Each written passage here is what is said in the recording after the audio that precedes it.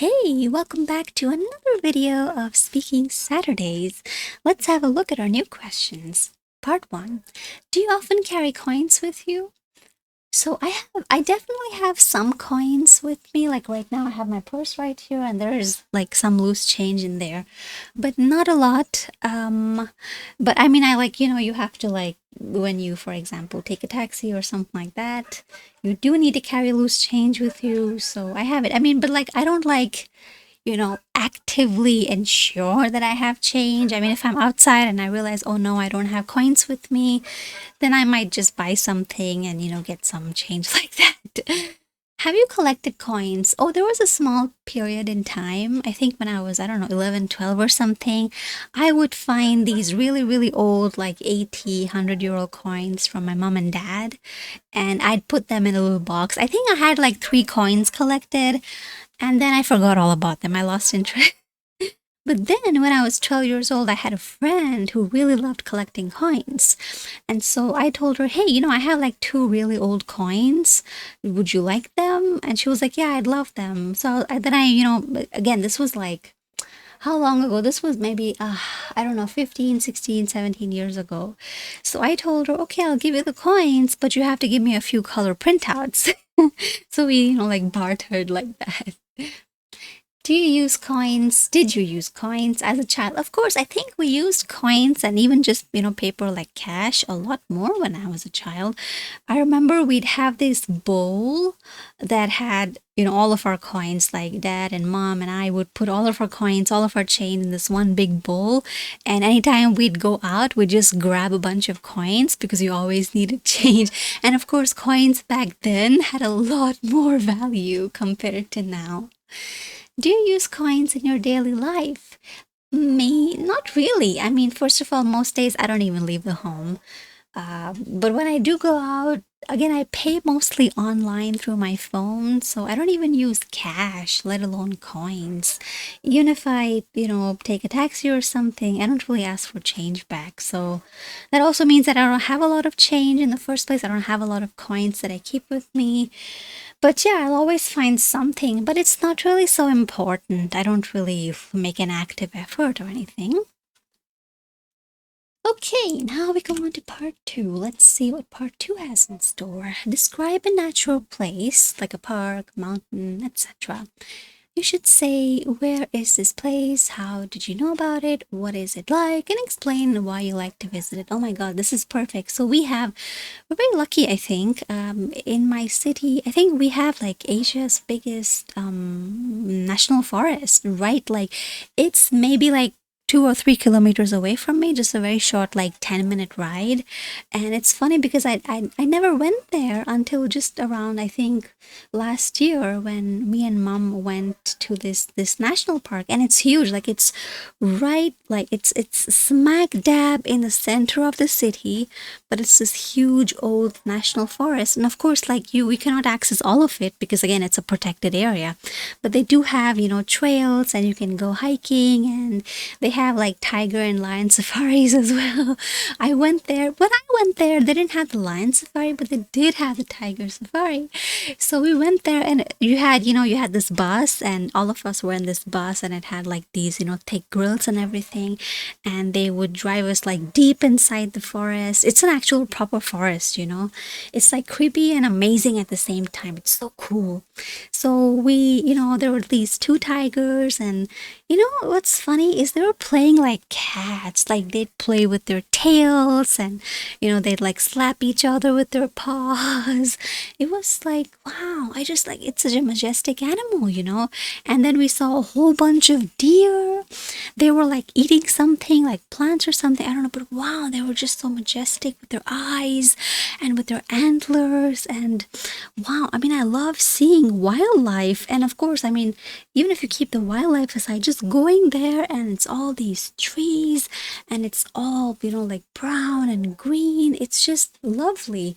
I mean, you could spend hours there, just in solitude in your own thoughts. And what's funny is that there's a lot of monkeys there, and they're so funny. We had, when I went there, so we were walking, and just like and the monkeys are everywhere. They're just sitting and doing their own thing, and sometimes people will give them things. You're not supposed to do that, but people don't always listen to the rules. So anyway, so this one monkey out of nowhere, he just got like really mad at some guy. I have no idea what even happened, but the monkey started screaming. I've never heard a monkey scream in my entire life before that. It was so funny. We recorded, my mom was recording, and this monkey just starts screaming and running after this guy. I have no idea what the guy did. Maybe he did something to piss the monkey off, but he just runs, and the guy starts screaming, and the guy starts running, and the monkey runs after him. For like a few minutes. It was so crazy. I would love to go there again because, it's like, it's a great place that you can go inside and it's very calm, very quiet. It's a great place for people who love thinking, who love just being alone with their thoughts. And there's lots of bats, like they're out there, wow, it's like, and you get this like, of course, there's places that are very crowded, but there's also places that are off the beaten path.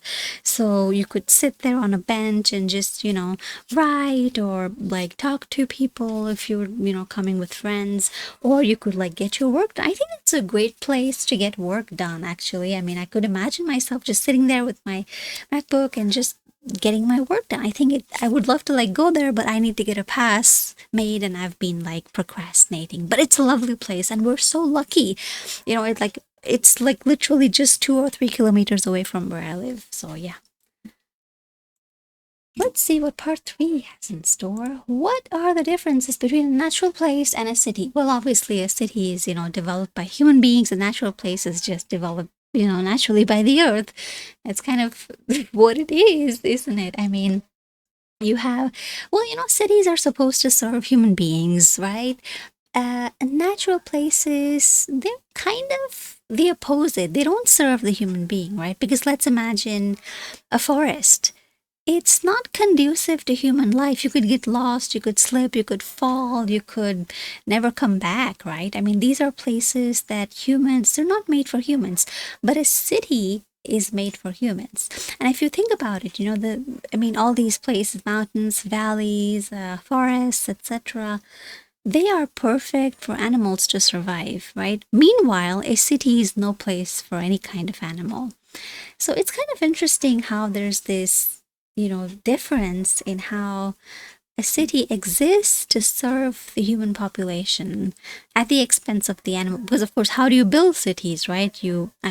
Over time, that's how cities were built, by cutting down, all these, or destroying. Because, of course, you have to make space, and there's always more and more human beings. So we have to destroy natural habitats to ensure that humans have a place to live and work and, grow up and all of that.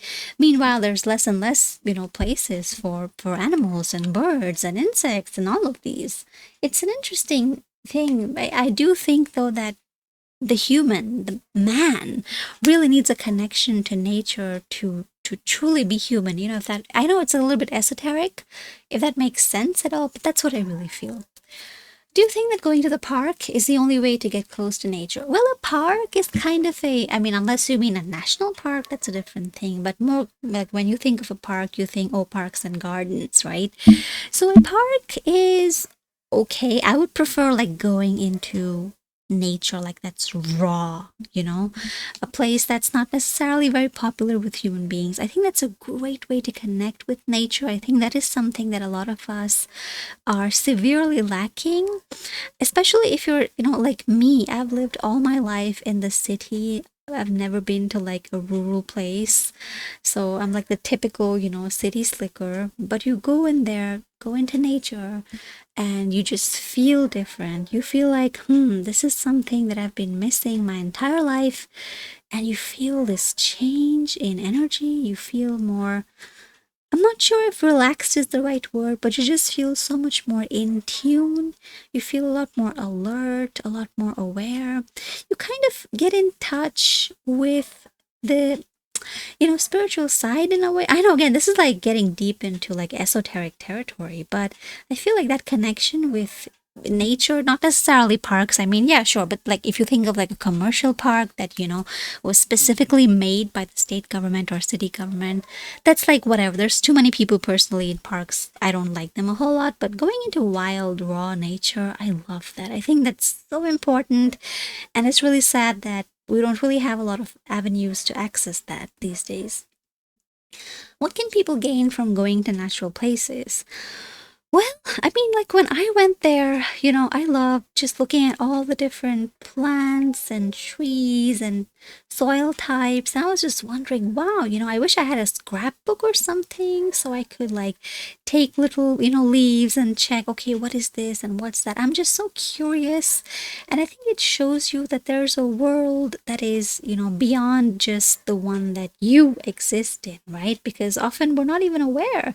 And you have all these, when you go outside and you see there's all these animals out there, and it's such a beautiful symbiotic system, right? Because you have, the predator and you have the prey. I mean, it's, of course, it's tragic, but the tiger feeds on the deer.